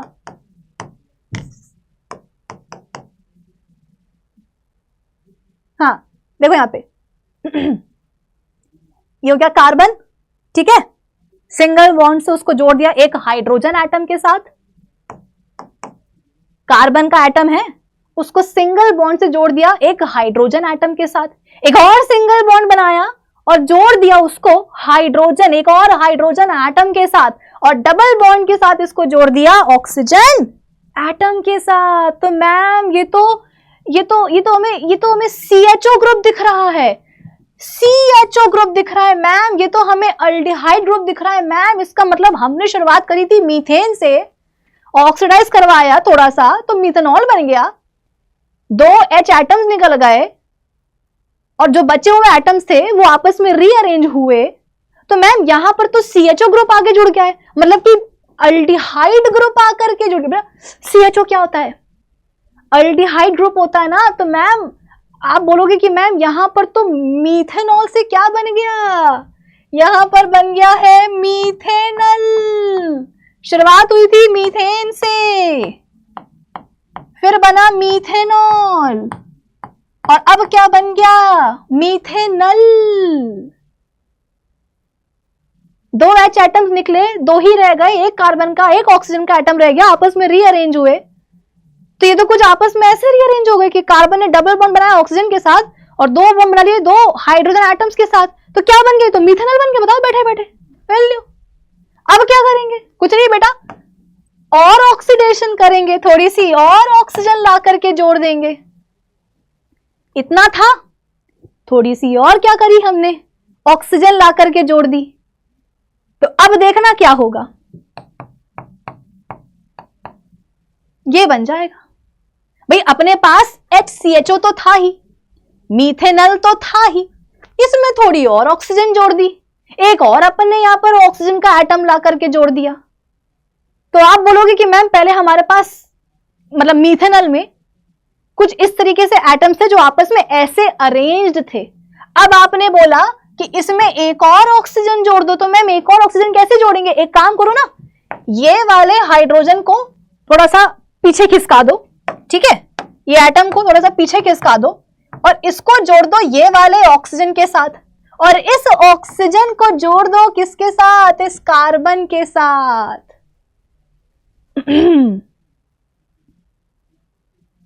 आ रही है बात समझ में कि नहीं आ रही है? यहां पर जो हाइड्रोजन था उसको तुमने थोड़ा पीछे खिसका दिया, उसको तुमने जोड़ा ये ऑक्सीजन के साथ, और इस ऑक्सीजन को तुमने सिंगल बॉन्ड के साथ जोड़ दिया कार्बन के साथ। तो बेटा COOH ग्रुप दिख रहा है कि नहीं दिख रहा है? भाई आपका जो कार्बोक्सिल ग्रुप है वो कैसा दिखता है? जो कार्बोक्सिल ग्रुप है वो कैसा दिखता है? ऐसा ही तो दिखता है ना बेटा। ये, अरे कहां गया, ये कार्बोक्सिल ग्रुप आपका ऐसा ही तो दिखता है। तो यही तो तुमको मैंने दिखाया है करके। ये हो सकता है कि तुमको यहां पे थोड़ी कंफ्यूजन हो रही है, चलो इसको मैं ठीक करती हूं। यहां पर पहले क्या था? कार्बन और हाइड्रोजन ऐसा था। अब एक काम करो ना, इस वाले को थोड़ा सा पीछे खिसका दो और इससे जोड़ दो ऑक्सीजन, और ये रहा हाइड्रोजन। अब ये दिख रहा है COOH ग्रुप की नहीं दिख रहा है?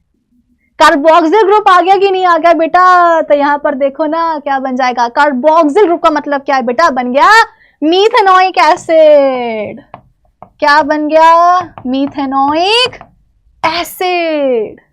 शुरुआत हुई थी मीथेन से, ऑक्सीजन जुड़ा, मिथेनॉल बन गया, 2 H एटम्स हटे, मीथेनल बन गया, एक ऑक्सीजन एटम जुड़ गया, क्या बन गया? मिथेनोइक एसिड बन गया। आप बोलोगे कि मैम अगर इसमें हमने और जोड़ दी ऑक्सीजन तो क्या होगा? तो बेटा फर्दर ऑक्सीजन जोड़ने के बाद अब क्या होगा? इसका कंप्लीट ऑक्सीडेशन हो जाएगा, मतलब कि अब ये टूट जाएगा फाइनली कार्बन डाइऑक्साइड पानी में और निकलेगी ढेर सारी एनर्जी। लेकिन यहां तक जो आपने देखा कि किस तरीके से हम अल्केन से पहुंचे कहां तक? एसिड तक। इसे बोलते हैं बेटा पार्शियल ऑक्सीडेशन, की धीरे धीरे करके क्या हो रही है? ऑक्सीजन आ रही है। एक साथ आती तो ये भी क्या होता बेटा? नेचुरल गैस के मीथेन्स के समान टूट जाता पानी, कार्बन डाइऑक्साइड और एनर्जी और लाइट एनर्जी में, हीट एनर्जी में। ठीक है। और हाँ, इसके लिए ध्यान रखना बेटा, अपन इस्तेमाल क्या करेंगे? ऑक्सीडाइजिंग एजेंट का। एरो के ऊपर जगह नहीं थी इसलिए मैंने लिखा नहीं, लेकिन आपको पता होना चाहिए कि हम कौन से ले रहे हैं oxidising agent. Alkaline potassium permanganate या फिर एसिडिफाइड पोटेशियम डाइक्रोमेट। इनके बिना नहीं होगी रिएक्शन। ठीक है, देखो यहां पे क्या लिखा हुआ है। एग्जाम्पल, इथेनॉल है। पहले मैं इथेनॉल ले रही थी, फिर मुझे याद आया कि वो तो बनी हुई है, इसलिए मैंने क्या ले लिया? मिथेनॉल ले लिया। ये देखो इथेनॉल है। ऑक्सीजन कहां से आ रहा है बेटा? ऑक्सीडाइजिंग एजेंट से आ रहा है। ये देखो ऊपर बने हुए हैं एरो पे। डायरेक्ट यहां पर क्या बन गया बेटा? Ethanoic acid. मैंने आपको जो बताया है वो स्टेप बाय स्टेप बताया है। मैंने जो आपको बताया बेटा वो स्टेप बाय स्टेप, और मैंने तो शुरुआत करी किसके साथ? मीथेन अल्केन के साथ। अल्केन के साथ मैंने अभी शुरुआत करी है कि मीथेन था, फिर मिथेनॉल बना, फिर मीथेनल बना, फिर क्या बना? मिथेनोइक एसिड बना। किताबों में आपको डायरेक्टली जो है ना इथेनॉल या मतलब जो अल्कोहल है वहां से शुरुआत कर देते हैं, ऑक्सीडाइजिंग एजेंट डालते हैं, अल्टीमेटली क्या बनता है बेटा? Carboxylic acid. यहाँ पर बना है क्या? Ethanoic acid along with water, क्योंकि अपने देखा था ना यहाँ पे पानी भी बनता है, यहाँ पे पानी भी बनता है। ये देखो, ठीक है, आई बात समझ में? चलो बेटा आगे बढ़े। तो कंप्लीट ऑक्सीडेशन का मतलब समझ में आया, पार्शियल का मतलब समझ में आ गया। और प्लीज ध्यान रखना कि पार्शियल ऑक्सीडेशन के लिए आप 2 ऑक्सीडाइजिंग एजेंट इस्तेमाल करते हो। ठीक है, चलो अब नेक्स्ट बेटा अपन बात करते हैं किसकी? एडिशन रिएक्शन की। What is addition reaction? अरे 2 रिएक्टेंट्स आपस में आकर के ऐड हो गए, बन गया सिंगल प्रोडक्ट, हो गई addition reaction. Reactions which involve addition of 2 reactants to form a single product is known as addition reaction. खत्म। लेकिन यहां पर वैसे तो कई तरह की होती है, लेकिन यहां पर बेटा हम बात करेंगे कैटालिटिक हाइड्रोजनेशन की। यहां पर हमें पढ़ना होगा कैटालिटिक हाइड्रोजनेशन। अब इसका क्या मतलब है? कुछ नहीं बेटा, जो अपने अनसैचुरेटेड हाइड्रोकार्बन्स हैं, अल्कीन्स, अल्काइंस, उनमें अपन क्या करेंगे? हाइड्रोजन का एडिशन करवा देंगे। कैटालिटिक क्यों बोल रहे हैं? क्योंकि ये होगा कैटलिस्ट की प्रेजेंस में, जैसे कि निकल, प्लेटिनम, पैलेडियम, ये सारे कैटलिस्ट का अपन इस्तेमाल करेंगे अल्कीन अल्काइन में हाइड्रोजन को ऐड करने के लिए। आप बोलोगे कि मैम निकल मतलब ये क्यों हो रहा है इस्तेमाल कैटलिस्ट का? ताकि रेट ऑफ रिएक्शन बढ़ सके, है ना। कैटलिस्ट क्या होते हैं? ये वो सब्सटेंसेस होते हैं जो रिएक्शन का रेट बढ़ा देते हैं, दैट्स इट। तो एडिशन में आपको क्या पढ़ना है? कैटालिटिक हाइड्रोजनेशन, जिसमें अपन क्या करेंगे? जो अपने क्या बोलते हैं अल्कीन्स हैं, अल्काइंस हैं, उनमें अपन हाइड्रोजन ऐड करेंगे इन द प्रेजेंस ऑफ कैटलिस्ट, जैसे कि निकल, प्लेटिनम, पैलेडियम। ठीक है, देखो अपने पास है बेटा इथीन, इसमें अपन ऐड करवाएंगे hydrogen in the presence of निकल या प्लेटिनम या फिर पैलेडियम कैटलिस्ट, दोनों में से कोई एक ले लेना। ठीक है, अब क्या होगा? देखो आप बोलोगे कि मैम जैसे कि अगर हम इथीन का ये स्ट्रक्चर बनाए, इथीन के स्ट्रक्चर में 2 कार्बन के एटम्स हैं, है ना, और दोनों ही जो कार्बन के एटम्स हैं वो अपनी टेट्रावेलेंसी को सेटिस्फाइड करे हुए। जैसे कि अगर आप इसको देखोगे तो ये 4 बॉन्ड बना के बैठा है, 1 2 3 4। इस कार्बन ने भी 4 बॉन्ड बनाए हुए हैं। तो आप बोलोगे कि मैम फर्दर हाइड्रोजन ऐड करने की स्पेस कहां है? अरे बहुत जगह है। कैसे जगह है? ये जो डबल बॉन्ड दिख रहा है बेटा, इसको तोड़ दो तुम, लो इसको तोड़ दो। अब देखो दोनों कार्बन के एटम्स अब बोरा गए कि अरे बाप रे, हमारे बीच का एक बॉन्ड टूट गया, यानी कि अब हम दोनों को एक एक बॉन्ड और बनाना पड़ेगा। कैसे बनाएंगे? तो अब यहां पर आएगा कौन? हाइड्रोजन का एटम रेस्क्यू में। वो बोलेगा कि इस कार्बन से कि सुनो कार्बन, अब तुम्हारी जो टेट्रावेलेंसी है वो अनसेटिस्फाई हो गई, अब तुमको एक और बॉन्ड बनाना है। ये बोलेगा हाँ बनाना है। तो ये बोलेगा कि बनाओगे मेरे साथ? कहते हाँ हाँ बना लेंगे। तो ये बॉन्ड बनाएगा बेटा अब एक H एटम के साथ। सिमिलरली ये भी क्या करेगा? एक बॉन्ड बनाएगा दूसरे H एटम के साथ। तो देखो इथीन में हाइड्रोजन का एडिशन हो गया कि नहीं हो गया? इन द प्रेजेंस ऑफ कैटलिस्ट क्या बन गया? इथेन बन गया। इसी को बोलते हैं बेटा कैटालिटिक हाइड्रोजनेशन। कुछ नहीं करना, बस डबल बॉन्ड को तोड़ करके एक एक H एटम और लगा देना है। आपके पास इथाइन है, आपके पास यहां पे बता रही हूं, ठीक है ना, आपके पास इथाइन है, ट्रिपल बॉन्ड, इसमें करवाना है आपको एडिशन किसी कैटलिस्ट की प्रेजेंस में। क्या होगा? ट्रिपल बॉन्ड बेटा टूट जाएगा। मतलब ट्रिपल में से तीनों टूटेंगे क्या? नहीं, 2 टूट जाएंगे, एक रह जाएगा, ठीक है ना। ट्रिपल में से बेटा 2 बॉन्ड टूट जाएंगे, बस एक रह जाएगा। अब देखो, अब इस कार्बन से पूछो, तुम तो बेटा केवल 2 बॉन्ड बना के बैठो, तुमको 2 और बनाने होंगे। किसके साथ बनाएगा बेटा? ये बनाएगा 2 हाइड्रोजन एटम्स के साथ। ये भी देखो केवल 2 बॉन्ड बना के बैठा है, 2 और बनाएगा किसके साथ? 2 हाइड्रोजन एटम्स के साथ। तो अब ये क्या बन गया बेटा? बन गया ना एक बार फिर से इथेन। तो जो अपने अनसैचुरेटेड कंपाउंड्स होते हैं हाइड्रोकार्बन्स, ठीक है ना, अल्कीन्स अल्काइंस, इनमें हाइड्रोजन को अपन ऐड कैसे करते हैं? उनके बीच के जो डबल और ट्रिपल बॉन्ड है उनको तोड़ तोड़ करके, ठीक है। अच्छा, इस टेक्निक का बेटा अपन इस्तेमाल क्यों पढ़ क्यों रहे हैं अपन ये? क्योंकि इससे होता यह है बेटा, इस कैटालिटिक हाइड्रोजनेशन से वेजिटेबल ऑयल से अपन बनाते हैं वेजिटेबल या वनस्पति घी। वनस्पति घी बनाते हैं। वनस्पति घी बेटा डालडा के नाम से भी फेमस होता है, ठीक है। वेजिटेबल ऑयल जैसे कि आप बोल सकते हो कि सनफ्लावर ऑयल हो गया, सनफ्लावर ऑयल हो गया, ग्राउंडनट ऑयल हो गया, ठीक है, सोयाबीन ऑयल हो गया। तो जितने भी आपके कॉटन सीड ऑयल हो गया, ठीक है, जितने भी आपके वेजिटेबल ऑयल होते हैं बेटा, उन सब में हम क्या करते हैं? कैटालिटिक हाइड्रोजनेशन करवाते हैं। तो क्या बन जाता है? वनस्पति घी बन जाता है। डालडा के नाम से फेमस होता है ना वनस्पति घी। एक्चुअली जो अपन देसी घी इस्तेमाल करते हैं ना, गाय का या क्या बोलते हैं उसको, भैंस के दूध का घी, ठीक है ना, वो आप बोल सकते हो कि वो नेचुरल घी होता है, लाइक दैट, है ना। नेचुरल घी आप घर भी बना सकते हो दूध के साथ। लेकिन जो डालडा है बेटा, वो डालडा एक्चुअली ऑयल से बनता है। मतलब कहने को अपन इसको वनस्पति घी बोल रहे हैं, लेकिन ये नेचुरल घी नहीं है। आप इसको दूध से नहीं बना सकते हो, गाय भैंस के दूध से नहीं बनाते हो, आप इसको वेजिटेबल ऑयल से ही बनाते हो। कैसे? कैटालिटिक हाइड्रोजनेशन करके। आप बोलोगे कि मैम क्या जरूरत है? तो बेटा जरूरत पहली बात तो ये है कि ना जो देसी घी होता है ना वो बहुत महंगा होता है, वो हर कोई अफोर्ड नहीं कर सकता। तो जितने भी जो मिठाई की जो दुकान, मतलब जितनी भी मिठाई की दुकानें होती, जो महंगी मिठाई की दुकान है, ब्रांडेड है ना, वो तो शुद्ध देसी घी में बनाते हैं मिठाइयां। लेकिन जो छोटी मोटी दुकानें होती हैं मिठाइयों की, वो बेटा मिठाई बनाते हैं वनस्पति घी से, क्योंकि ये सस्ता पड़ता है, क्योंकि वेजिटेबल ऑयल से ही बनता है, ये नेचुरल घी तो है नहीं, तो ये सस्ता पड़ता है, तो उससे बनाते हैं, ठीक है। पहला तो ये रिक्वायरमेंट वनस्पति घी की। दूसरी रिक्वायरमेंट क्या है? देखो आ जाओ, मैं आपको बताती हूं। व्हेन वेजिटेबल, नहीं रुको, this addition reaction is commonly use in the hydrogenation of vegetable oil. इसको अपन क्या बोलते हैं, जब अपन वेजिटेबल ऑयल मतलब जब अपन एडिशन करवाते हैं हाइड्रोजन का, तो उसको अपन क्या बोलते हैं, हाइड्रोजनेशन, ठीक है ना। तो कैटालिटिक हाइड्रोजनेशन अपन करवाते हैं वेजिटेबल ऑयल्स का in the presence of nickel as catalyst to form fats, यानी कि वनस्पति घी सच एज गगन, रथ, डालडा एक्सेट्रा। देखो ऐसा दिखते हैं packet. Vegetable oils generally have long unsaturated carbon chains। जो vegetable oils होते हैं बेटा, सनफ्लावर ऑयल जो आप खाते हो डेली बेसिस पे, है ना, कोई बेटा कोई हर दिन तो देसी घी नहीं खाता है।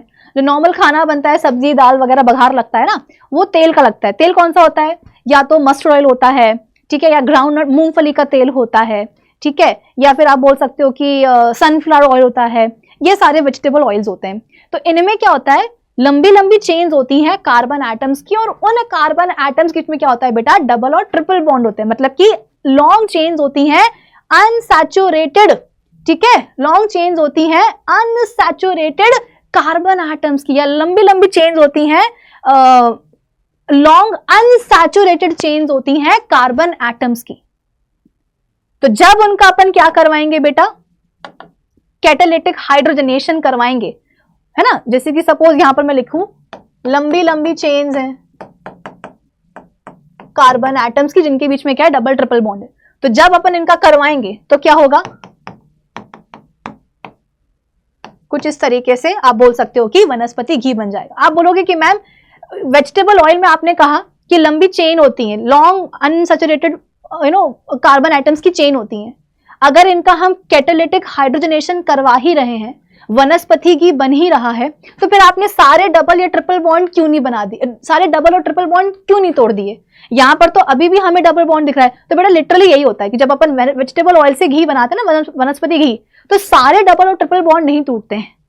कैटालिटिक हाइड्रोजनेशन से कई हद तक लंबी लंबी जो चेन्स होती हैं उनमें डबल और ट्रिपल बॉन्ड टूटते हैं, लेकिन सारे नहीं टूटेंगे, सारे नहीं टूटेंगे, ठीक है। तो अब बात तो वही आगे घूम फिर के कि मैम ऐसा कर ही क्यों रहे हैं, है ना, मैम ऐसा कर ही क्यों रहे हैं, क्यों बना रहे हैं वनस्पति घी। तो पहली बात तो क्योंकि सस्ता पड़ता है तो लोग उसको अफोर्ड कर पाते हैं। दूसरी बात ये कि अगर हम बेटा लंबे समय तक वेजिटेबल ऑयल्स को ह्यूमिड या गर्म जगह पे रखेंगे तो रेंसिड हो जाएगा तेल, यानी कि तेल की बदबू, तेल में से बदबू आने लग जाएगी, उसका टेस्ट खराब हो जाएगा। अब आप बोलोगे कि मैम ऐसा क्यों हुआ, ऑयल रेंसिड क्यों हुआ, रेंसिडिटी क्यों हुई, क्योंकि बेटा वहां पर क्या होता है ना, जो सराउंडिंग एयर है, मैंने क्या बोला, अगर हम लंबे समय तक वेजिटेबल ऑयल को हॉट एंड ह्यूमिड वेदर में रखेंगे तो एयर में जो ऑक्सीजन है, ठीक है, एयर में जो ऑक्सीजन है बेटा, जो नमी है, उस नमी, उस मॉइस्चर, उस ऑक्सीजन के साथ में क्या होगा, वेजिटेबल ऑयल के बीच में रिएक्शन हो जाएगी और क्या बन जाएंगे बेटा, कार्बोक्सिलिक एसिड्स एंड अल्डिहाइड्स बन जाएंगे, जो तेल के फ्लेवर, उसके टेस्ट और उसकी स्मेल को खराब कर देंगे।